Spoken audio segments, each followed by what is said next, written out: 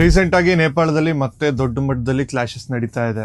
And ಈ ಸಾರಿ ನಡೀತಾ ಇರೋದು ಸ್ಟೂಡೆಂಟ್ಸ್ ಕ್ಲಾಶಸ್ ಅಲ್ಲ, ಕಮ್ಯುನಲ್ ಕ್ಲಾಶಸ್. ಅಂಡ್ ಇವು ಎಷ್ಟು ದೊಡ್ಡದಾಗಿ ಬದಲಾಗಿವೆ ಅಂದ್ರೆ ಏಕಾಏಕಿ 5 ಜಿಲ್ಲೆಗಳಲ್ಲಿ ಇಂಡೆಫಿನೈಟ್ ಕರ್ಫ್ಯೂ ಅನ್ನು ಹಾಕಿದ್ದಾರೆ. ಅಂದ್ರೆ ಆ ಕರ್ಫ್ಯೂ ಎಲ್ಲಿವರೆಗೆ ಇರುತ್ತೆ ಅಂತ ಗವರ್ಮೆಂಟ್ಗೂ ಗೊತ್ತಿಲ್ಲ, ಜನರಿಗೂ ಗೊತ್ತಿಲ್ಲ. ಅಂಡ್ ಅಲ್ಲಿ ಪರಿಸ್ಥಿತಿ ಎಷ್ಟು ಸೀರಿಯಸ್ ಆಗಿ ಬದಲಾಗಿದೆ ಅಂದ್ರೆ ಬೀದಿಗಳಲ್ಲಿ ನಡೀತಾ ಇರೋ ವೈಲೆನ್ಸ್ ನ ಕಂಟ್ರೋಲ್ ಮಾಡೋಕೆ ನೇಪಾಳ ಆರ್ಮಿನ ಆರ್ಮಡ್ ವೆಹಿಕಲ್ಸ್ ಜೊತೆಗೆ ಫೀಲ್ಡ್ ಗೆ ಇಳಿಸಬೇಕಾಗಿ ಬಂದಿದೆ. ಇಲ್ಲಿವರೆಗೂ ಅಫಿಷಿಯಲ್ ಆಗಿ 3 ಜನ ಸತ್ತಿದ್ದಾರೆ. 16 ಸಂಖ್ಯೆಯಲ್ಲಿ ಪೊಲೀಸರು ಅಂಡ್ ಸಾಮಾನ್ಯರು ಜನರಿಗೆ ತೀವ್ರವಾಗಿ ಗಾಯಗೊಂಡಿದ್ದಾರೆ. ಅಂಡ್ ಈ ಕ್ಲಾಶಸ್ ನ ಇಂಪ್ಯಾಕ್ಟ್ ನೇಪಾಳದ ಜೊತೆಗೆ ನಮ್ಮ ಇಂಡಿಯಾದಲ್ಲಿರುವಂತಹ ಬಿಹಾರ್ ಡಿಸ್ಟ್ರಿಕ್ಟ್ಸ್ ಆದ ಮಧುಬಾನಿ ಮೇಲೂ ಕೂಡ ಬಿದ್ದಿದೆ. ಅಲ್ಲಿ ನಮ್ಮ ಇಂಡಿಯನ್ ಆರ್ಮಿ ಬಾರ್ಡರ್ ಗೆ ಇರೋ ಆಲ್ಟರ್ನೇಟಿವ್ ರೂಟ್ಸ್ ಅಲ್ಲಿ ಹೈ ಅಲರ್ಟ್ ಅನೌನ್ಸ್ ಮಾಡಿದ್ದಾರೆ. ವೆಹಿಕಲ್ಸ್ ಚೆಕಿಂಗ್ ಸ್ಟಾರ್ಟ್ ಮಾಡಬೇಕಾಗಿ ಬಂತು, ಯಾಕಂದ್ರೆ ಈ ಗಲಾಟೆಯಿಂದ ನೇಪಾಳದ ಜನರು ಇಂಡಿಯಾಗೆ ಬಂದು ಬಿಡ್ತಾ ಇದ್ದಾರೆ. ಅಂಡ್ ಈ ಗಲಾಟೆ ಹೊರಗಡೆ ಕಾಣಿಸ್ತಾ ಇರೋಷ್ಟು ಸಿಂಪಲ್ ಆಗೇನು ಇಲ್ಲ. ಇದರ ಹಿಂದೆ social media fake news network ಎಷ್ಟು ದೊಡ್ಡ ರೋಲ್ ಪ್ಲೇ ಮಾಡ್ತದೆ ಗೊತ್ತಾ.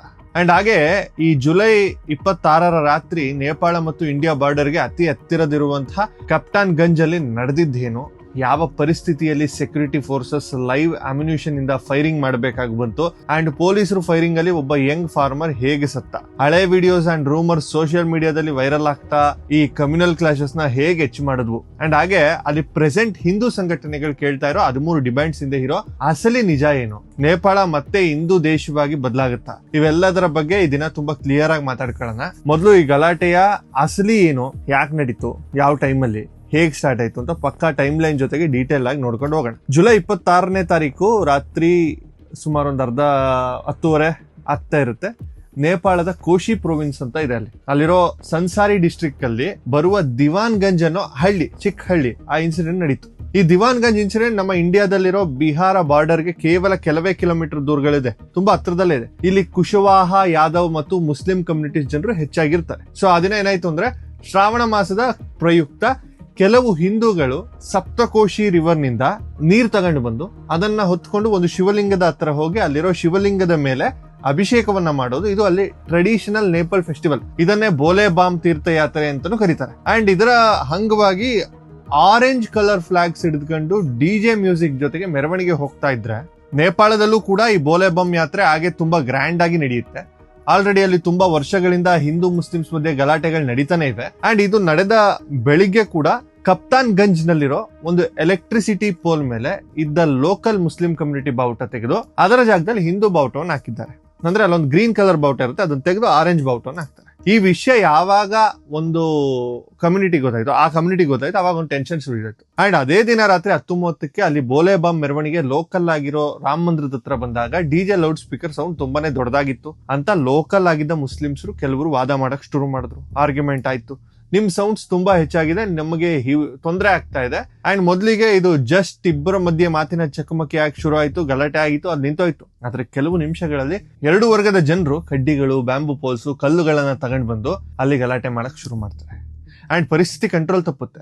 ಈ ಕಪ್ತಾನ್ ಜಂಗ್ ನಲ್ಲಿರೋ ಲೋಕಲ್ ಪೊಲೀಸ್ ಅವರನ್ನ ಕೂಲ್ ಮಾಡೋಕೆ ಟ್ರೈ ಮಾಡಿದ್ರು. ಆದ್ರೆ ಜನರು ಸಾವಿರಾರು ಸಂಖ್ಯೆಯಲ್ಲಿ ಇರೋದ್ರಿಂದ ಲೋಕಲ್ ಪೊಲೀಸ್ ಅವರಿಂದ ಕೂಡ ಅದು ಸಾಧ್ಯ ಆಗಲಿಲ್ಲ. ಆದ್ರಿಂದ ಕೋಶಿ ಪ್ರಾವಿನ್ಸ್ ಇಂದ ನೇಪಾಳ ಪೊಲೀಸು ಮತ್ತು ಅಲ್ಲಿದ್ದ ಆರ್ಮ್ಡ್ ಪೊಲೀಸ್ ಫೋರ್ಸ್ APF ಅಲ್ಲಿಗೆ ಬಂತು. ಅಂಡ್ ಅವರು ಪ್ರೊಟೆಸ್ಟರ್ಸ್ ನ ಚದುರಿಸೋಕೆ ಲಾಠಿ ಚಾರ್ಜ್ ಮಾಡಿದ್ರು. ಅಂಡ್ ಹಾಗೆ ಟಿಯರ್ ಗ್ಯಾಸ್ ನ ಕೂಡ ಟ್ರೈ ಮಾಡಿದ್ರು. ಏರ್ಗೆ ವಾರ್ನಿಂಗ್ ಶೂಟ್ ಮಾಡ್ತಾರೆ, ಮೇಲ್ಗಡೆ ಏರ್ ಫೇರ್ ಮಾಡ್ತಾರಲ್ಲ, ಅದನ್ನು ಮಾಡಿದ್ರು. ಆದ್ರೂ ಅಲ್ಲಿರುವಂತಹ ಯಾರು ಹಿಂದಕ್ಕೆ ಹೋಗ್ಲಿಲ್ಲ. ಸರಿಯಾಗಿ ಅದೇ ಟೈಮ್ಗೆ ಆ ಏರಿಯಾದಲ್ಲಿ ಸಡನ್ ಆಗಿ ಕರೆಂಟ್ ಹೋಯ್ತು. ಅಂಡ್ ಕತ್ತಲೆಯಲ್ಲಿ ಪರಿಸ್ಥಿತಿ ಇನ್ನೂ ದಾರುಣವಾಗಿ ಬದಲಾಯಿತು. ಅದರಿಂದ ಸೆಕ್ಯೂರಿಟಿ ಫೋರ್ಸಸ್ ರಬ್ಬರ್ ಬುಲೆಟ್ಸ್ ಬಳಸೋ ಆಪ್ಷನ್ ನ ಬಿಟ್ಟು ನೇರವಾಗಿ ಲೈವ್ ಅಮ್ಯುನಿಷನ್ ಅಂದ್ರೆ ನಿಜವಾದ ಬುಲೆಟ್ಸ್ ಇಂದ ಫೈರಿಂಗ್ ಸ್ಟಾರ್ಟ್ ಮಾಡಿದ್ರು. ನೇಪಾಳ ಪೊಲೀಸರು 3 ರೌಂಡ್ ಸುತ್ತನ್ನ ಮೇಲ್ಗಡೆ ಹೊಡೆದ್ರು. APF ನವರು 7 ರೌಂಡ್ ಫೈರ್ ಮಾಡಿದ್ರು. ಅಂಡ್ ಆ ಫೈರಿಂಗ್ ನಲ್ಲಿ ದೇವಾನ್ಗಂಜ್ ವಾರ್ಡ್ ನಂಬರ್ 3ಗೆ ಸೇರಿದ್ದ 24 ವರ್ಷದ ಪ್ರಕಾಶ್ ಮೆಹ್ತಾ ಅನ್ನೋ ಯುವ ರೈತನಿಗೆ ಲೆಫ್ಟ್ ಸೈಡ್ ಅಲ್ಲಿ ಸ್ವಲ್ಪ ಬುಲೆಟ್ ತಾಗಿ ಸ್ಪಾಟ್ ಅಲ್ಲೇ ಸತ್ತೋದ. ಅಷ್ಟೇ ಅಲ್ಲ, ಇನ್ನು 9 ಜನಕ್ಕೆ ಸೊಂಟ ಹತ್ತಿರ, ಚೆಸ್ಟ್ ಹತ್ರ, ಶೋಲ್ಡರ್ಸ್ ಹತ್ರ, ಕತ್ತಿನ ಹತ್ರ ಎಲ್ಲಾ ಕಡೆನೂ ಬುಲೆಟ್ಸ್ ಗಳಿಂದ ಬಿದ್ದಂತಹ ಗಾಯಗಳಾಗಿವೆ. ಓಂ ಪ್ರಕಾಶ್ ಮೆಹ್ತಾ ಸತ್ರು ಅನ್ನೋ ವಿಷಯ ಹೊರಗಡೆ ಬರ್ತಾ ಇದ್ದ ಹಾಗೆ ಸನ್ಸಾರಿ ಜಿಲ್ಲೆಯಾದ್ಯಂತ ಜನರು ಹೊರಗಡೆ ಬಂದು ಪ್ರೊಟೆಸ್ಟ್ ಮಾಡೋಕ್ ಶುರು ಮಾಡಿದ್ರು. ಸೊ ಪೊಲೀಸರ ಫೈರಿಂಗ್ಗೆ ಎಗೇನ್ಸ್ಟ್ ಆಗಿ ಜನರು ಬೀದಿಗೆ ಬಂದು ದೊಡ್ಡ ಮಟ್ಟದಲ್ಲಿ ಧರಣಿ ಮಾಡಿದ್ರು. ಅದರಿಂದ ಅಡ್ಮಿನಿಸ್ಟ್ರೇಷನ್ ತಕ್ಷಣ ದಿವಾನ್ಗಂಜ್ ಈ ಇನ್ನೊಂದ್ 2-3 ಮಾರ್ಕೆಟ್ಸ್ ಇದೆ, ಮೇನ್ ಮಾರ್ಕೆಟ್ಸ್, ಅಲ್ಲಿ ಇಂಡೆಫಿನೈಟ್ ಕರ್ಫ್ಯೂನ ಇಂಪೋಸ್ ಮಾಡಿದ್ರು. ಆದ್ರೆ ಈ ಪ್ರೊಟೆಸ್ಟ್ ಕೇವಲ ಸನ್ಸಾರಿ ಜಿಲ್ಲೆಗೆ ಮಾತ್ರ ಸೀಮಿತ ಆಗಿರಲಿಲ್ಲ. ಪಕ್ಕದಲ್ಲೇ ಇರೋ ಮಾದೇಶ್ ಪ್ರಾವಿನ್ಸ್ ನ ಸಿರಾಹಾ ಮತ್ತು ಧನುಷಾ ಸಪ್ತಾರಿ ಮತ್ತು ಸಿರಾಹಿ ಜಿಲ್ಲೆಗಳಿಗೂ ಸ್ಪೀಡ್ ಆಗಿ ಸ್ಪ್ರೆಡ್ ಆಯ್ತು. ಈಗ ಮೈಸೂರು ಅಂತಂದ್ರೆ ಮೈಸೂರು ಪಕ್ಕದಲ್ಲಿರೋ ಚಾಮರಾಜನಗರ, ಗುಂಡ್ಲುಪೇಟೆ ಈ ತರ ಇರುತ್ತಲ್ಲ, ಹಂಗೆ ಅಲ್ಲೆಲ್ಲ ಫುಲ್ ಸ್ಪ್ರೆಡ್ ಆಯ್ತು. ಅಂಡ್ ಜುಲೈ 30 ಬೆಳಿಗ್ಗೆ ಗುರುವಾರದ ಹೊತ್ತಿಗೆ ಸಿಚುವೇಶನ್ ಇನ್ನೂ ಭಯಂಕರವಾಗಿ ಬದಲಾಯಿತು. ಸಿರಾಹಾ ಜಿಲ್ಲೆ ಗೋಲ್ ಬಜಾರ್ ಮತ್ತು ಲಹಾನ್ ಪ್ರದೇಶಗಳಲ್ಲಿ ಈ ಹೋರಾಟಗಾರರು ಕರ್ಫ್ಯೂನ ಮೀರಿ ಬೀದಿಗೆ ಬಂದ್ರು. ಅಂಡ್ ಆ ಗೋಲ್ ಬಜಾರ್ ಅಲ್ಲಿ ಕೆಲವರು ಅಲ್ಲಿದ್ದ ಒಂದು ದೊಡ್ಡ ಶಾಪಿಂಗ್ ಮಾಲ್ಗೆ ಬೆಂಕಿ ಇಟ್ರು. ಅಂಡ್ ಹಾಗೆ ಪ್ರೈವೇಟ್ ಅಂಡ್ ಗವರ್ಮೆಂಟ್ ಪ್ರಾಪರ್ಟೀಸ್ ನ ನಾಶ ಮಾಡಿದ್ರು. ಅಂಡ್ ನಾನು ಈ ತರ ಗವರ್ಮೆಂಟ್ ಪ್ರಾಪರ್ಟೀಸ್ಗೆ ನಾಶ ಮಾಡೋ ಯಾವ ಪ್ರೊಟೆಸ್ಟ್ಗೆ ಆದ್ರೂ ಸರಿ, ಅದು ಯಾರದ್ದೇ ಆದ್ರೂ ಸರಿ, ನಾನು ಅವರನ್ನ ಸಪೋರ್ಟ್ ಮಾಡಲ್ಲ. ಅದು ನೆನ್ಪಿಟ್ಕೊಳ್ಳಿ. ಈ ಪ್ರೊಟೆಸ್ಟ್ಗೆ ಸಪೋರ್ಟ್ ಮಾಡ್ತೀರಾ ಅಂದ್ರೆ ಯಾವ ಗವರ್ಮೆಂಟ್ ಆದ್ರೂ ಸರಿ, ಆ ಗವರ್ಮೆಂಟ್ ಪ್ರಾಪರ್ಟೀಸ್ ನ ನಾಶ ಮಾಡೋ ಯಾವುದೇ ಪ್ರೊಟೆಸ್ಟ್ಗೆ ನನ್ನ ಸಪೋರ್ಟ್ ಇರಲ್ಲ. ಅದು ನೆನ್ಪಿಟ್ಕೊಳ್ಬೇಕಾದ ವಿಷಯ.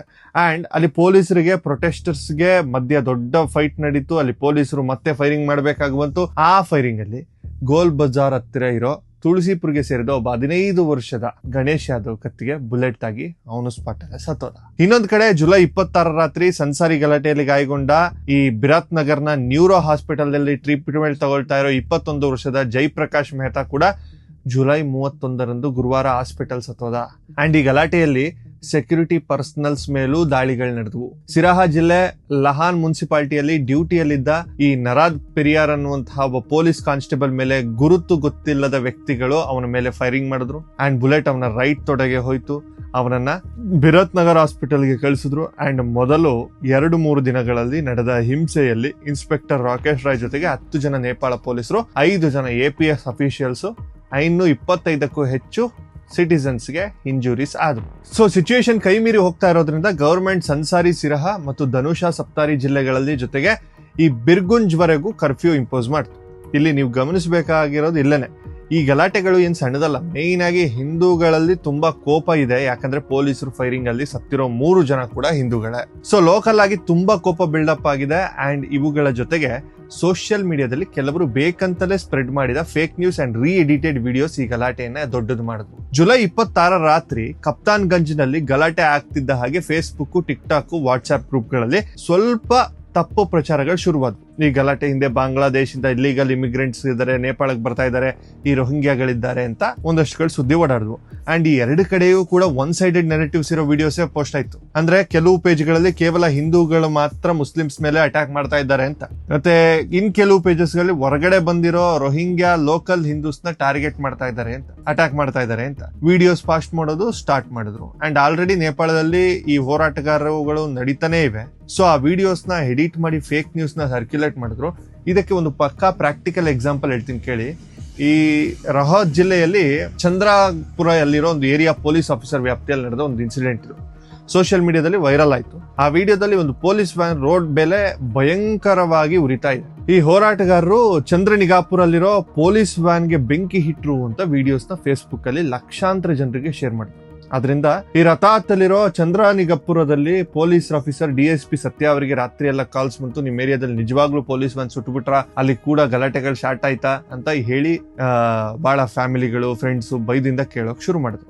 ಆದ್ರೆ ಅಸಲಿ ಫ್ಯಾಕ್ಟ್ ಏನಂದ್ರೆ ಆ ವಿಡಿಯೋ ಈಗ್ಲಿಂದ ಅಲ್ಲವೇ ಅಲ್ಲ. ಹೋದ ವರ್ಷ ಸೆಪ್ಟೆಂಬರ್ 9, 2025 ಅಲ್ಲಿ ನಡೆದ ಜೆನ್ಜಿ ಪ್ರೊಟೆಸ್ಟ್ ಟೈಮ್ ನಲ್ಲಿ ಪೊಲೀಸರ ವ್ಯಾನ್ ಸುಟ್ಟು ಹೋದ ಹಳೆ ವಿಡಿಯೋದು. ಆ ಹಳೆ ವಿಡಿಯೋನ ತಗೊಂಡ್ ಬಂದು ನಡೀತಾ ಇರೋ ಸನ್ಸಾರಿ ಗಲಾಟೆಗಳಿಗೆ ಲಿಂಕ್ ಮಾಡ್ತಾ ಸೋಷಿಯಲ್ ಮೀಡಿಯಾದಲ್ಲಿ ವೈರಲ್ ಮಾಡಿದ್ರು. ಇದ್ರ ಮೇಲೆ ಡಿಸ್ಟ್ರಿಕ್ಟ್ ಪೊಲೀಸ್ ಆಫೀಸರು ಮತ್ತು ಈ Madhesh province finance minister Yuvraj Bhattarai direct ಆಗಿ ಪ್ರೆಸ್ ಸ್ಟೇಟ್ಮೆಂಟ್ ರಿಲೀಸ್ ಮಾಡಿ ಹಳೆ ವಿಡಿಯೋಸ್ ನ ಶೇರ್ ಮಾಡ್ತಾ ಜನರಿಗೆ ಭಯ ಹುಟ್ಟಿಸಬೇಡಿ, ಹಾಗೆ ಮಾಡೋರ್ ಮೇಲೆ ಕ್ರಿಮಿನಲ್ ಕೇಸಸ್ ಇರುತ್ತೆ ಅಂತ ವಾರ್ನಿಂಗ್ ಕೂಡ ಕೊಟ್ರು. ಅಂಡ್ ಈ ವಿಡಿಯೋ ಇಂದ ಗಲಾಟೆಗಳು ಜಾಸ್ತಿ ಆದ್ವು ಕೂಡ.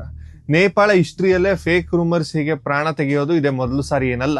ಹಿಂದೆಯೂ ಕೂಡ ಇಂತಹ ಇನ್ಸಿಡೆಂಟ್ಸ್ ಸಿಕ್ಕಾಪಟ್ಟೆ ನಡೆದಿವೆ. ಫಾರ್ ಎಕ್ಸಾಂಪಲ್ ಡಿಸೆಂಬರ್ 2000 ನಲ್ಲಿ ರಿತಿಕ್ ರೋಷನ್ ಅವರು ಒಂದು ಇಂಟರ್ವ್ಯೂ ನಲ್ಲಿ ನೇಪಾಳದವರನ್ನ ನಾನು ಹೇಟ್ ಮಾಡ್ತೀನಿ ಅನ್ನೋ ತರ ಒಂದು ರೂಮರ್ ನೇಪಾಳದಲ್ಲಿ ಸಿಕ್ಕಾಪಟ್ಟೆ ಪ್ರಚಾರಕ್ಕೆ ಬಂದಿತ್ತು. ನಿಜಕ್ಕೂ ಅವರು ಆ ತರದ ಇಂಟರ್ವ್ಯೂ ಯಾವುದೇ ಕೊಟ್ಟೇ ಇರಲಿಲ್ಲ. ಆದ್ರೆ ಆ ಒಂದು ಫೇಕ್ ರೂಮರ್ ಇಂದ ನೇಪಾಳದಲ್ಲಿ ದೊಡ್ಡ ಮಟ್ಟದಲ್ಲಿ ಆಂಟಿ ಇಂಡಿಯಾ ವೈಲೆನ್ಸ್ ಸ್ಟಾರ್ಟ್ ಆಗಿತ್ತು. ಕಠ್ಮಂಡುನಲ್ಲಿ ಥಿಯೇಟರ್ಸ್ ಎಲ್ಲ ಸುಟ್ಟಾಕಿದ್ರು ಅಂಡ್ ಹಾಗೆ ಆ ಸಿಟಿಯಲ್ಲಿ state bank of India glass ಗಳನ್ನ ಹೊಡೆದಾಕಿದ್ರು. ಆ ಟೈಮಲ್ಲಿ ಪೊಲೀಸರು ಮಾಡಿದ ಫೈರಿಂಗ್ ಅಲ್ಲಿ ತಾಮಿಲ್ನಲ್ಲಿ ತನ್ನ ಮನೆಯಲ್ಲಿ ಕೂತು ಓದ್ಕೊಳ್ತಿದ್ದ ಒಬ್ಬ 12 ವರ್ಷದ ಸಣ್ಣ ಮಗು ಜೊತೆಗೆ 4 ಜನ ಅಮಾಯಕರು ಸತ್ತೋಗಿದ್ರು. 30 ಜನ ಪೊಲೀಸರ ಜೊತೆಗೆ 180 ಜನ ಗಾಯಾಳುಗಳಾಗಿದ್ರು. ಹಾಗೆ ಆಗಸ್ಟ್ 2004ರಲ್ಲಿ ಇರಾಕ್ ನಲ್ಲಿರೋ 12 ಜನ ನೇಪಾಳಿ ಕಾರ್ಮಿಕರನ್ನ ಜಮಾತ್ ಅನ್ಸಾರಿ ಅಲ್ ಸುನ್ನಾ ಅನ್ನೋ ಉಗ್ರವಾದಿ ಸಂಸ್ಥೆ ಕಿಡ್ನಾಪ್ ಮಾಡಿ ದಾರುಣವಾಗಿ ಹತ್ಯೆ ಮಾಡಿದಾಗ ಆ ವಿಡಿಯೋಸ್ ಮಾಡಿ ನೇಪಾಳದ ಜನರು ಮೂನ್ಲೈಟ್ ಕನ್ಸಲ್ಟೆನ್ಸಿಯನ್ನ ಏಜೆನ್ಸಿ ಮೇಲೆ ಅಟ್ಯಾಕ್ ಮಾಡ್ತು. ಆಮೇಲೆ ಕಠ್ಮಂಡುನಲ್ಲಿರೋ ಈ ಜಾಮಾ ಮಸೀದಿ ಮೇಲೆ ದಾಳಿ ಮಾಡಿದ್ರು ಅಂಡ್ ಈಜಿಪ್ಟಿಯನ್ ಎಂಬಸಿ ಮೇಲೆ ಅಟ್ಯಾಕ್ ಮಾಡ್ತಾ ಇದ್ರು. ಇದು ಪೊಲೀಸರು ಶೂಟ್ ಮಾಡಿದವರಿಂದ 2 ಸತ್ರು, 46 ಜನರಿಗೆ ಇಂಜುರೀಸ್ ಆಗಿತ್ತು. ಹಾಗೆ ಸೆಪ್ಟೆಂಬರ್ 2007ರಲ್ಲಿ ಕಪಿಲಾವಸ್ತು ಜಿಲ್ಲೆಯಲ್ಲಿರೋ ಮೋಹಿತ್ ಖಾನ್ ಅನ್ನೋ ಲೋಕಲ್ ಲೀಡರ್ ಬೈಕ್ ಮೇಲೆ ಬಂದು ದುಷ್ಕರ್ಮಿಗಳ ಕೈಯಲ್ಲಿ ಹತ್ಯೆಯಾದಾಗ ಅದರ ಸುತ್ತಲೂ ಕೂಡ ರೂಮರ್ ಸ್ಪ್ರೆಡ್ ಆದವು ಅಂಡ್ ಇದನ್ನ ಹಿಂದೂಗಳೇ ಮಾಡಿದ್ರು ಅಂತ. ಅಂಡ್ ಅದರ ಅದೇನು ತೌಲಿ ಹವಾ ಬೈರಾ ಹವಾ ಪ್ರದೇಶಗಳಲ್ಲಿ ನಡೆದ ಧಾರ್ಮಿಕ ಘಟನೆಗಳಲ್ಲಿ ಕನಿಷ್ಠ 14 ಜನ ಸತ್ರು, 3000 ಮನೆಗಳನ್ನ 300 ವೆಹಿಕಲ್ ಗಳನ್ನ ಸುಟ್ಟಾಕಿದ್ರು. ಸುಮಾರು 5,000 ಜನಕ್ಕೂ ಹೆಚ್ಚು ಪ್ರಾಣ ಭಯದಿಂದ ಬಾರ್ಡರ್ ದಾಟಿ ಇಂಡಿಯಾಗೆ ಓಡಿ ಹೋಗಬೇಕಾದ ಪರಿಸ್ಥಿತಿ ಬಂತು. ಅಂಡ್ ಈಗ ಜುಲೈ 2026ರಲ್ಲಿ ಸುನ್ಸಾರಿಯಲ್ಲಿ ನಡೆದ ಗಲಾಟೆ ವಿಷಯದಲ್ಲೂ ಕೂಡ ಸರಿಯಾಗಿ ಇದೇ ಪ್ಯಾಟರ್ನ್ ರಿಪೀಟ್ ಆಯಿತು. ಹೀಗೆ ಒಂದು ಕಡೆ ಸೋಷಿಯಲ್ ಮೀಡಿಯಾದಲ್ಲಿ ಫೇಕ್ ರೂಮರ್ಸ್ ಈ ಗಲಾಟೆಯನ್ನ ಹೆಚ್ಚು ಮಾಡ್ತಾ ಇವೆ. ಅಂಡ್ ರಾಷ್ಟ್ರೀಯ ಸ್ವತಂತ್ರ ಪಾರ್ಟಿ ಅಂದ್ರೆ RSP ಚೇರ್ಮನ್ ರಬಿ ಇದನ್ನ ನಿಲ್ಸೋಕೆ ಫೀಲ್ಡ್ ಗೆ ಇಳಿದ್ರು. ಜುಲೈ 29ರಂದು ರಬಿ ಕಠ್ಮಂಡುನಲ್ಲಿ ಒಂದು ಅಖಿಲ ಪಕ್ಷ ಅಂದ್ರೆ ಆಲ್ ಪಾರ್ಟಿ ಮೀಟಿಂಗ್ ಅನ್ನ ಕರೆದ್ರು. ವಿಷಯ ಏನಂದ್ರೆ ಈ ಮೀಟಿಂಗ್ ಗೆ ಪ್ರೈಮ್ ಮಿನಿಸ್ಟರ್ ಆಗ್ಲಿ ಹೋಮ್ ಮಿನಿಸ್ಟರ್ ಆಗ್ಲಿ ಬರ್ಲಿಲ್ಲ. ರಬಿನೇ ಪ್ರೆಸಿಡೆಂಟ್ ರಾಮಚಂದ್ರ ಮತ್ತೆ ಈ ಭೇಟಿಯಾಗಿ ಸಿಚುಯೇಷನ್ ನ ಎಕ್ಸ್ಪ್ಲೈನ್ ಮಾಡಿದ್ರು. ಅಂಡ್ ಮಾದೇಶ್ ಪ್ರದೇಶಕ್ಕೆ ಸೇರಿದ ಅವರ ಪಾರ್ಟಿ ಎಂಪಿಗಳನ್ನ ತಕ್ಷಣ ಅವರ ಸ್ವಂತ ಊರುಗಳಿಗೆ ಹೋಗಿ ಸ್ವಲ್ಪ ಪ್ರಶಾಂತತೆಯನ್ನ ನೆಲೆಗೊಳಿಸಿ ಅಂತ ಹೇಳಿ ಆರ್ಡರ್ ಅನ್ನ ಪಾಸ್ ಮಾಡಿದ್ರು. ಸ್ನೇಹಿತರೆ, ಈ ವಿಡಿಯೋ ತುಂಬಾ ಇದೆ, ಆದ್ರೆ ಅದಕ್ಕಿಂತ ಮುಂಚೆ ಸಣ್ಣ ರಿಕ್ವೆಸ್ಟ್, ಹೊಸಬ್ರು ಯಾರಾದ್ರೂ ನೋಡ್ತಾ ಇದ್ರೆ ಈ ನಾಲೆಜ್ ವರ್ತ್ ಅನ್ಸಿದ್ರೆ ದಯವಿಟ್ಟು ಚಾನಲ್ ನ ಸಬ್ಸ್ಕ್ರೈಬ್ ಮಾಡ್ಕೊಳ್ಳಿ, ಬೆಲ್ ಐಕಾನ್ ಅನ್ನ ಪ್ರೆಸ್ ಮಾಡೋದು ಮರಿಬೇಡಿ ಅಂಡ್ ವಿಡಿಯೋಸ್ ನ ಲೈಕ್ ಮಾಡಿ ನಿಮ್ಮ ಫ್ರೆಂಡ್ಸ್ಗೂ ಫ್ಯಾಮಿಲಿಗೂ ಖಂಡಿತವಾಗ್ಲೂ ಶೇರ್ ಮಾಡಿ. ಆಮೇಲೆ ಜುಲೈ 31ರಂದು ಸಿಂಗ್ ದರ್ಬಾರ್ ನಲ್ಲಿರೋ ಪಾರ್ಲಿಮೆಂಟರಿ ಆಫೀಸ್ ಅಲ್ಲಿ ಹಿಂದೂ ಅಂಡ್ ಮುಸ್ಲಿಮ್ಸ್ ಮಠದ ಅಥವಾ ಈ ಏನಂತಾರೆ ಸಂಸ್ಥೆಗಳ ಧಾರ್ಮಿಕ ಮುಖಂಡರ ಒಂದು ಚರ್ಚೆಯನ್ನ ಏರ್ಪಡಿಸಿಟ್ರು. ಹಾಗೆ Vishwa Hindu Mahasangh general secretary Ramchandra Tiwari, Raju Raj Poudel and Maulana Nurul Hussaini and Maulana Mohammad Khalid Al Salam ಸೊಸೈಟಿಯ and ಜಮಾಯಿತ್ ulema ಈ ನೇಪಾಳ್ ಡೆಲಿಗೇಷನ್ಸ್ ಜೊತೆಗೆ ಮಾತಾಡಿ ಎಲ್ಲರೂ ಸೇರಿ ಒಂದು ಜಾಯಿಂಟ್ ಪೀಸ್ ಅಪೀಲ್ ರಿಲೀಸ್ ಮಾಡೋ ತರ ಮಾಡಿದ್ರು. ಇನ್ನೊಂದು ಕಡೆ ಪೊಲೀಸರು ಮಾಡಿದ ಫೈರಿಂಗ್ ಅಲ್ಲಿ ಸತ್ತಿರೋ ಓಂ ಪ್ರಕಾಶ್ ಮೆಹ್ತಾ ಅಂಡ್ ಜಯಪ್ರಕಾಶ್ ಮೆಹ್ತಾ ಫ್ಯಾಮಿಲಿ ಮೆಂಬರ್ಸ್ಗೆ ಅವರ ಮಕ್ಕಳ ಬಾಡಿಗಳನ್ನ ಹಾಸ್ಪಿಟಲ್ ಇಂದ ತಗೊಂಡು ಹೋಗೋಕೆ ಒಪ್ಲಿಲ್ಲ. ಈ ಹೋರಾಟಗಾರರ ಮೇಲೆ ಫೈರಿಂಗ್ ಮಾಡಿದ ಪೊಲೀಸರ ಮೇಲೆ ಲೀಗಲ್ ಆಕ್ಷನ್ ತಗೋಬೇಕು, ಸತ್ತವರನ್ನ ಹುತಾತ್ಮರಾಗಿ ಅನೌನ್ಸ್ ಮಾಡಿ ಅವರ ಫ್ಯಾಮಿಲೀಸ್ಗೆ ನಷ್ಟ ಪರಿಹಾರ ಕೊಡಬೇಕು ಅಂತ ಡಿಮ್ಯಾಂಡ್ ಮಾಡ್ತಾ ಆಸ್ಪತ್ರೆ ಹತ್ರನೇ ಎಷ್ಟೊಂದು ಜನ ಹೋರಾಟ ಮಾಡ್ತಾ ಇದ್ರು. ಸೊ ಪೊಲಿಟಿಕಲ್ ಪ್ರೆಷರ್ ಜಾಸ್ತಿ ಆಗ್ತಾ ಇದ್ದಿದ್ರಿಂದ ಜುಲೈ 30ರಂದು ಗುರುವಾರ ಸಾಯಂಕಾಲ home minister Sudan Gurung direct ಆಗಿ ಸೆನ್ಸಾರಿಗೆ ಹೋದ್ರು. ಬಾಧಿತ ಕುಟುಂಬಗಳ ಜೊತೆ ಸರ್ಕಾರ ಕಡೆಯಿಂದ ಒಂದು ಅಫಿಷಿಯಲ್ ಅಗ್ರಿಮೆಂಟ್ ಕೂಡ ಮಾಡಿಕೊಡುತ್ತರು ಅಂಡ್ ಆ ಅಗ್ರಿಮೆಂಟ್ ಪ್ರಕಾರ ಸತ್ತಿರೋ ಇಬ್ಬರನ್ನ ಹುತಾತ್ಮರು ಅಂತ ಡಿಕ್ಲೇರ್ ಮಾಡೋಕೆ ಪ್ರೋಸೆಸ್ ಸ್ಟಾರ್ಟ್ ಮಾಡ್ತಾ ಇದೀವಿ. ಒಂದೊಂದು ಕುಟುಂಬಕ್ಕೆ 10 ಲಕ್ಷ ನೇಪಾಳಿ ರುಪೀಸ್ ಅನ್ನ ಕಾಂಪನ್ಸೇಷನ್ ಆಗಿ ಕೊಡ್ತೀವಿ ಅಂಡ್ ಫ್ಯಾಮಿಲಿಯಲ್ಲಿ ಒಬ್ಬರಿಗೆ ಈ ಸರ್ಕಾರಿ ಉದ್ಯೋಗವನ್ನ ಕೊಡ್ತೀವಿ ಅಂತ ಗವರ್ಮೆಂಟ್ ಪ್ರಾಮಿಸ್ ಮಾಡ್ತು. ಅಂಡ್ ಈ ಅಗ್ರಿಮೆಂಟ್ ಆದ್ಮೇಲೆ ಜುಲೈ 30 ರಾತ್ರಿ 8 ಗಂಟೆಗೆ ಪ್ರೈಮ್ ಮಿನಿಸ್ಟರ್ ಬ್ಯಾಲೆನ್ ಶಾ ಇದರ ಬಗ್ಗೆ ಮಾತಾಡಿದ್ರು. 4.5 ನಿಮಿಷಗಳ ಕಾಲ ಇವರು ಸ್ಪೀಚ್ ಕೊಟ್ರು. ಸೊ ಬ್ಯಾಲೆನ್ ಶಾ ನೇಪಾಳಿ ಹಾಗೂ ಮೈಥಿಲಿ 2 ಭಾಷೆಗಳಲ್ಲೂ ಸೇರಿ ಒಂದು ರಿಕ್ವೆಸ್ಟ್ ಮಾಡಿದ್ರು. ದೇಶದಲ್ಲಿ ಎಲ್ಲೋ ನಡೆದ ಒಂದು ಇಂತಹ ಇನ್ಸಿಡೆಂಟ್ ಗೆ ಒಂದು ಕಮ್ಯುನಿಟಿ ಪೂರ್ತಿಯಾಗಿ ನಿಲ್ಸೋದು ತಪ್ಪೋ ಅದು ಸರಿ ಅಲ್ಲ, ಸೋಷಿಯಲ್ ಮೀಡಿಯಾದಲ್ಲಿ ರೂಮರ್ಸ್ ನಂಬೇಡಿ ಅಂತ ಅವ್ರು ಹೇಳಿದ್ರು. ಅಂಡ್ ಹಾಗೆ home ministry joint secretary Bhupendra Thapa ನೇತೃತ್ವದಲ್ಲಿ 5 ಜನರ ವಿಚಾರಣಾ ಕಮಿಟಿಯನ್ನ ಅಂದ್ರೆ SIT ಅನ್ನ ನೇಮಿಸ್ತೀವಿ. 7 ದಿನಗಳಲ್ಲಿ ಈ ಕಮಿಟಿ ರಿಪೋರ್ಟ್ ಕೊಡುತ್ತೆ. ಅಲ್ಲಿ ತಪ್ಪು ಯಾರು ಸರಿ ಯಾವುದು ಅವ್ರ ಮೇಲೆ ಕಠಿಣ ಕ್ರಮವನ್ನ ಕೈಗೊಳ್ತೀವಿ ಅಂತ ಅನೌನ್ಸ್ ಮಾಡಿದ್ರು. ನೆಕ್ಸ್ಟ್ ದಿನ ಜುಲೈ 31ರಂದು ಪ್ರೈಮ್ ಮಿನಿಸ್ಟರ್ ಮಾದೇಶ್ ಪ್ರದೇಶಕ್ಕೆ ಸೇರಿದ ಸೀನಿಯರ್ ಲೀಡರ್ಸ್ ಜೊತೆ ಕಠ್ಮಂಡುನಲ್ಲಿ ಒಂದು ಸ್ಪೆಷಲ್ ಮೀಟಿಂಗ್ ಅನ್ನ ಮಾಡಿದ್ರು. ಇದರಲ್ಲಿ ಭಾಗವಹಿಸಿದ ತುಂಬಾ ಜನ ಲೀಡರ್ಸ್ಗೆ ಪಾರ್ಲಿಮೆಂಟ್ ಅಲ್ಲಿ ಸೀಟ್ಸ್ ಇಲ್ಲದೆ ಇದ್ರು. ಮಾದೇಶ್ ಅಲ್ಲಿರೋ ಗ್ರಿಪ್ ಇಂದ ಅವರನ್ನ ಕರೆದು ಸಜೆಷನ್ ತಗೊಂಡ್ರು. ಅಂದ್ರೆ ಅವ್ರೇನ್ ಎಂಪಿಗಳಾಗದಿದ್ರು ಅಲ್ಲಿರೋ ಒಂದು ದೊಡ್ಡ ಲೀಡರ್ ಆಗಿರ್ತಾರೆ, ಅವ್ರನ್ನ ಕರೆದು ಕೂರಿಸಿ ಮಾತಾಡಿದ್ರು. ಅಂಡ್ ಈ ಮೀಟಿಂಗ್ ಅಲ್ಲಿ ಪ್ರಧಾನಿ ಮಂತ್ರಿ 4 ದಿನಗಳಿಂದ ಯಾಕೆ ಸೈಲೆಂಟ್ ಆಗಿದ್ರಿ, ಯಾಕೆ ಸೆಕ್ಯೂರಿಟಿ ಸಿಬ್ಬಂದಿ ಈ ಹೋರಾಟಗಾರರ ಮೇಲೆ ಸೊಂಟದ ಮೇಲ್ಭಾಗದಲ್ಲಿ ಅಂದ್ರೆ ಬೋದಿ ವೇಸ್ಟ್ ಯಾಕೆ ಫೈರಿಂಗ್ ಮಾಡಿದ್ರು ಅಂತ ಕ್ವಶನ್ ಮಾಡಿದ್ರಂತೆ. ಆದ್ರೆ ಈ ಗಲಾಟೆ ಇಲ್ಲಿಗೆ ನಿಲ್ಲಿಲ್ಲ. ಆಗಸ್ಟ್ ಮೊದಲನೇ ವಾರದಲ್ಲಿ ಈ ಕ್ರೈಸಿಸ್ ಅಲ್ಲಿ ಒಂದು ಇಂಟ್ರೆಸ್ಟಿಂಗ್ ಮತ್ತು ಪೊಲಿಟಿಕಲ್ ಲೆಜಿಟ್ ಟ್ವಿಸ್ಟ್ ಕೂಡ ಇದೆ.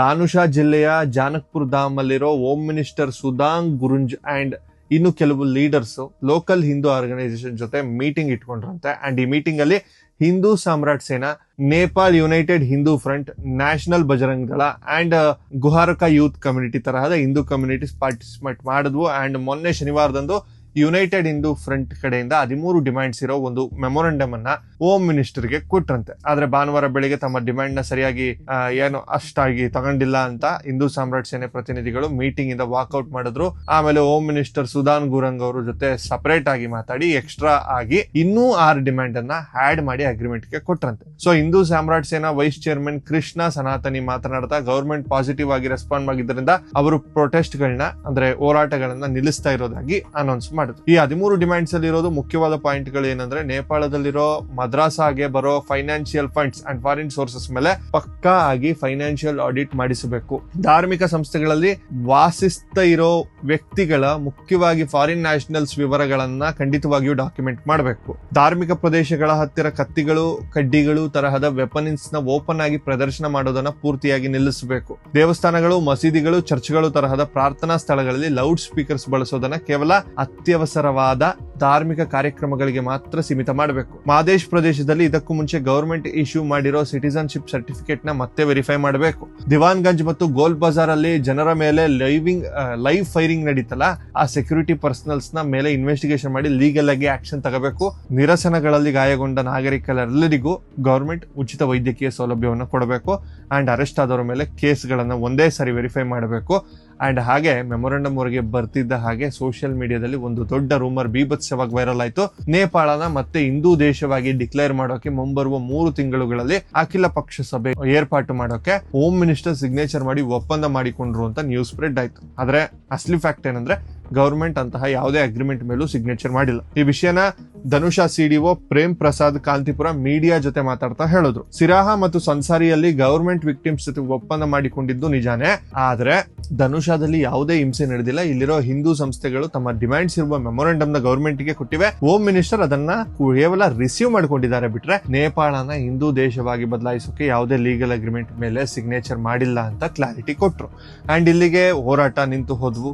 ಆದ್ರೆ ಅಸಲಿ ನೇಪಾಳದ ಸೌತ್ ಬಾರ್ಡರ್ ರೀಜನ್ ಅಲ್ಲಿ ಇಂತಹ ಧಾರ್ಮಿಕ ಗಲಾಟೆಗಳು ಪದೇ ಪದೇ ಯಾಕೆ ನಡೀತಾ ಇವೆ? ಇದರ ಹಿಂದೆ ಕೆಲವು demographic and intellectual fork factors ಏನಾದ್ರೂ ಇವೆಯಾ? 2021 ಸೆನ್ಸಸ್ ಪ್ರಕಾರ ನೇಪಾಳದಲ್ಲಿ ಇಡೀ ದೇಶಾದ್ಯಂತ 82% ಹಿಂದೂ ಪಾಪ್ಯುಲೇಷನ್ ಇದೆ. ಮುಸ್ಲಿಂಗಳು 5%. ಆದ್ರೆ ಮಾದೇಶ್ ಪ್ರಾವಿನ್ಸ್ಗೆ ಬರೋ ಹೊತ್ತಿಗೆ ಮುಸ್ಲಿಂ ಪಾಪ್ಯುಲೇಷನ್ 13%.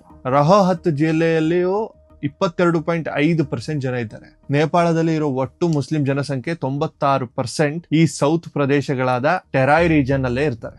ಅಂಡ್ ಇದು ಇಂಡಿಯಾದಲ್ಲಿರೋ ಬಿಹಾರ್ ಅಂಡ್ ಉತ್ತರ ಪ್ರದೇಶ್ ಸ್ಟೇಟ್ಸ್ ಜೊತೆ ಓಪನ್ ಬಾರ್ಡರ್ಸ್ ನ ಶೇರ್ ಮಾಡ್ಕೊಳ್ತಾ ಇದ್ದಾರೆ. ಅಂಡ್ ಕಲ್ಚರಲ್ ಎಕ್ಸ್ಚೇಂಜ್ ಹಾಗೆ ಟ್ರೇಡ್ ಎಕ್ಸ್ಚೇಂಜ್ ಕೂಡ ಹಾಗೆ ನಡೀತಾನೆ ಇದೆ. ಆದ್ರೆ ಕಳೆದ ಕೆಲವು ವರ್ಷಗಳಿಂದ ಬಾರ್ಡರ್ ಏರಿಯಾದಲ್ಲಿ ಕಮ್ಯುನಲ್ ಟೆನ್ಷನ್ಸ್ ಹೆಚ್ಚಾಗಿ ಈ ನೇಪಾಳ ಸೆಕ್ಯೂರಿಟಿ ಏಜೆನ್ಸಿ ಗವರ್ಮೆಂಟ್ ಗೆ ಮೊದಲೇ ವಾರ್ನ್ ಮಾಡ್ತಾನೆ ಇದ್ರು. ಅಂಡ್ ನೇಪಾಳದಲ್ಲಿರೋ centre for social change agency study ಪ್ರಕಾರ ನೇಪಾಳದಲ್ಲಿ 2022ರಲ್ಲಿ ಕೇವಲ ಒಂದೇ ಒಂದು ಕಮ್ಯುನಲ್ ಕ್ಲಾಶ್ ಆಗಿದ್ರೆ 2024ರಲ್ಲಿ 8, 2025ರಲ್ಲಿ 3 ಅಂಡ್ 2026ರಲ್ಲಿ 5 ತಿಂಗಳಲ್ಲೇ ಏಕಾಏಕಿ 13 ನಡೆದಿವೆ.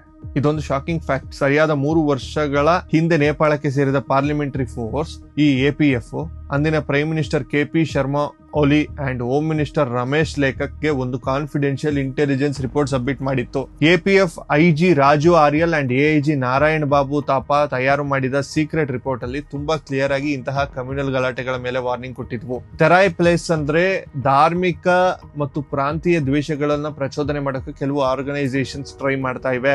ನ್ಯಾಷನಲ್ ಅಂಡ್ ಇಂಟರ್ನ್ಯಾಷನಲ್ NGOs ಗೆಂದ ಕೆಲವು ಗ್ರೂಪ್ಸ್ ಗೆ ಫಂಡಿಂಗ್ ಬರ್ತಾ ಇವೆ. ಅಂಡ್ ಲೋಕಲ್ ಆಗಿ ಸಣ್ಣ ಸಣ್ಣ ಗಲಾಟೆಗಳನ್ನ ಕೂಡ ಧಾರ್ಮಿಕ ಬಣ್ಣ ಬೆಳೆದು ಅಲ್ಲಿ ಗಲಾಟೆಗಳನ್ನ ಸೃಷ್ಟಿಸೋಕೆ 14 ಪೊಲಿಟಿಕಲ್ ಪಾರ್ಟೀಸ್ ಅಂಡ್ ಆರ್ಗನೈಸೇಷನ್ಸ್ ಪ್ರಯತ್ನ ಪಡ್ತಾ ಇವೆ. ಇವು ಈ APF ರಿಪೋರ್ಟ್ ಅಲ್ಲಿ ಹೇಳಿರೋದು. ಅಂಡ್ ಫೈನಾನ್ಷಿಯಲ್ ಇಯರ್ 2020, 21, 23, 24 ಮಧ್ಯದಲ್ಲಿ ಸುಮಾರು 25 ಧಾರ್ಮಿಕ ಗಲಾಟೆಗಳು ರಿಪೋರ್ಟ್ ಆಗಿವೆ ಅಂತ.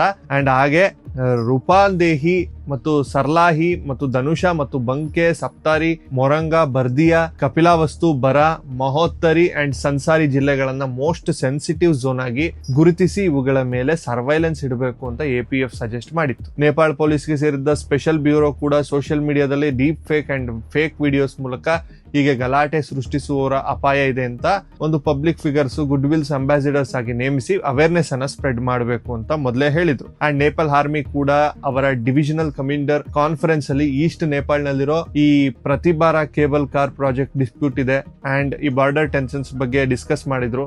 ಆದ್ರೆ ಅಂದಿನ ಪೊಲಿಟಿಕಲ್ ಲೀಡರ್ಶಿಪ್ ಇಂಟೆಲಿಜೆನ್ಸ್ ರಿಪೋರ್ಟ್ಸ್ ನ ಸೀರಿಯಸ್ ಆಗಿ ತಗೊಳ್ಳಿಲ್ಲ. ಅಂಡ್ ಹಾಗೆ ಅಡ್ಮಿನಿಸ್ಟ್ರೇಷನ್ ಫೇಲಿಯರ್ಸ್ ಕೂಡ ಅದರಲ್ಲಿ ಕಾಣಿಸಿದ್ವು. ಸೋಷಿಯಲ್ ಮೀಡಿಯಾದಲ್ಲಿ ತುಂಬಾ ವೈರಲ್ ಆದ ಫೇಕ್ ವಿಡಿಯೋಸ್ ಇಂದಾನೆ ಜುಲೈ 26ನೇ ತಾರೀಕು ಕಪ್ತಾಂಗ್ ಗಂಜ್ ಅಲ್ಲಿ ಶುರುವಾದ ಒಂದು ಸಣ್ಣ DJ ಸೌಂಡ್ ಗಲಾಟೆ ಒಟ್ಟು 5 ಜಿಲ್ಲೆಗಳನ್ನ ಕರ್ಫ್ಯೂಗೆ ತೆಗೆದುಕೊಂಡು ಹೋಗುವ ಹಾಗೆ ಮಾಡ್ತು. ಅಂಡ್ ಸೋಷಿಯಲ್ ಮೀಡಿಯಾದಲ್ಲಿ ಸ್ಪ್ರೆಡ್ ಆಗೋ ಫೇಕ್ ನ್ಯೂಸ್ ಎಷ್ಟು ವೈಲೆನ್ಸ್ ನ ಕ್ರಿಯೇಟ್ ಮಾಡ್ತವೆ ಅನ್ನೋದಕ್ಕೆ ಇದು ಒಂದು ಎಕ್ಸಾಂಪಲ್.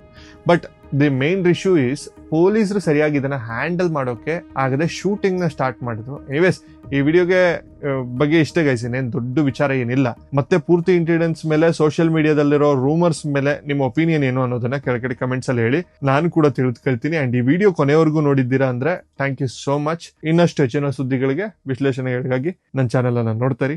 ಎಲ್ರಿಗೂ ಒಳ್ಳೆದಾಗ್ಲಿ. ನಮಸ್ಕಾರ.